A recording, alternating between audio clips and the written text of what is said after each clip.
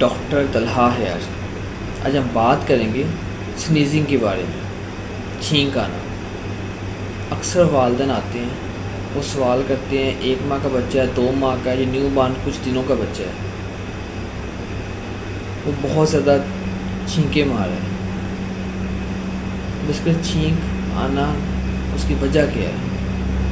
हमारे नाक के अंदर वाली जो लेयर होती है इसको हम मिकोज़ा कहते हैं।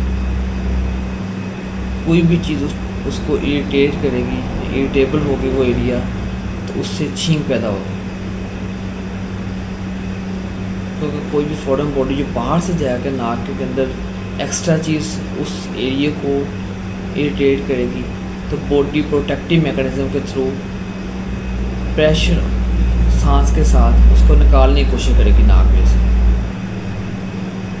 जैसे कि फ्लू है, डस्ट है, किसी चीज़ से एलर्जिक प्रोडक्ट है जो एलर्जी जिससे हो सकती है बच्चे को, इसमें गर्दों गुबार है, परफ्यूम है, बहुत ज़्यादा अगर यूज़ करते हैं तो उसकी वजह से बार बार छींक आ सकती है। वालिदैन का ये भी सवाल होता है, क्या ये निमोनिया की या चेस्ट इन्फेक्शन की लामत है? तो ऐसी बात नहीं है। चेस्ट इन्फेक्शन निमोनिया की जो छींक आना ये उसकी लामत नहीं है। एक नॉर्मल प्रोटेक्टिव मैकेनिज़्म है, इसके ज़रिए कोई भी चीज़ नाक के मिकोज़ा को, अंदर झिल्ली को इरिटेट करेगी, उससे छींक पैदा होगी। अगर कोई एलर्जी वाला मसला है तो उसके लिए मेडिसिन साथ इस्तेमाल करनी पड़ सकती है। न्यू बोर्न की बात कर लेते हैं।